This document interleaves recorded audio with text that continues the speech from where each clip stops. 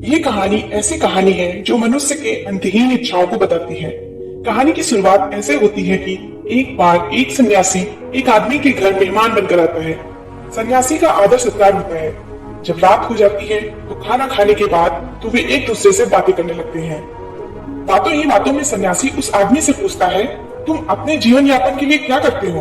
वो आदमी बोलता है, मैं छोटी मोटी खेती करता हूँ। सन्यासी आदमी से बोलता है कि तुम यहाँ पर छोटी मोटी खेती कर रहे हो, तुम साइबेरिया क्यों नहीं चले जाते? वहां तो जमीन इतनी सस्ती है कि एक तरह से मुफ्त में मिलती है।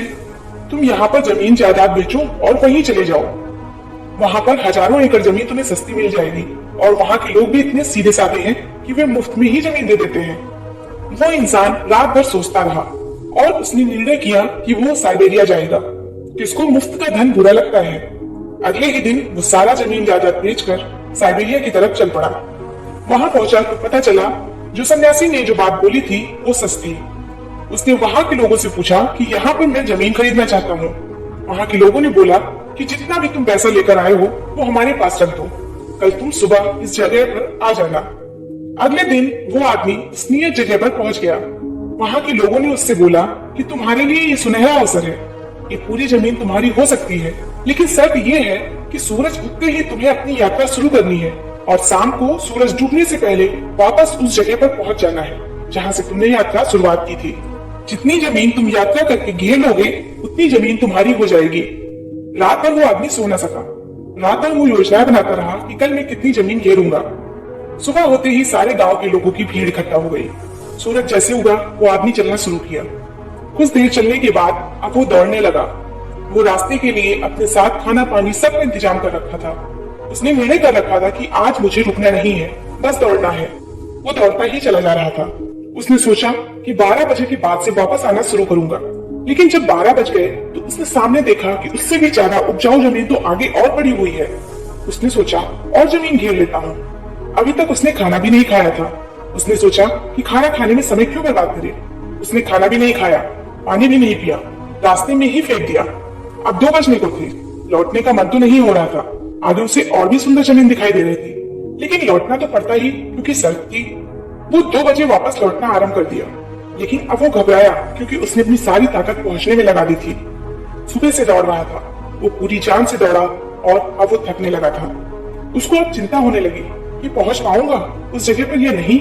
अब सूरज डूबने को था। वो अपनी मंजिल से ज्यादा दूर नहीं था। उसे लोग दिखाई दे रहे थे और वो चिल्ला भी रहे थे कि भागो भागो, सूरज डूबने वाला है।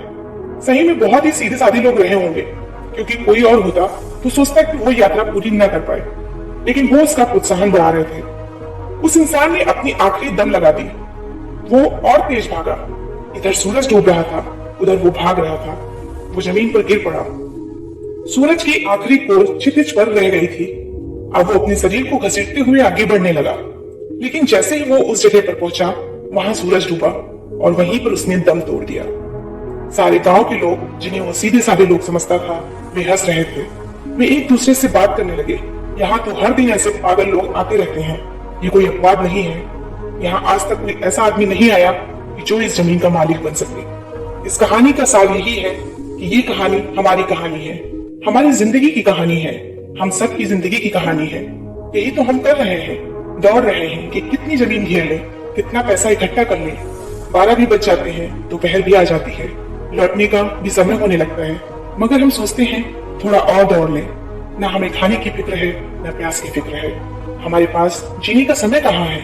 जिंदगी मिली है जीने के लिए और हम हैं केवल पैसे इकट्ठा करने में ही लगे हैं। गरीब मर जाते हैं भूखे और अमीर भी मर जाते हैं भूखे।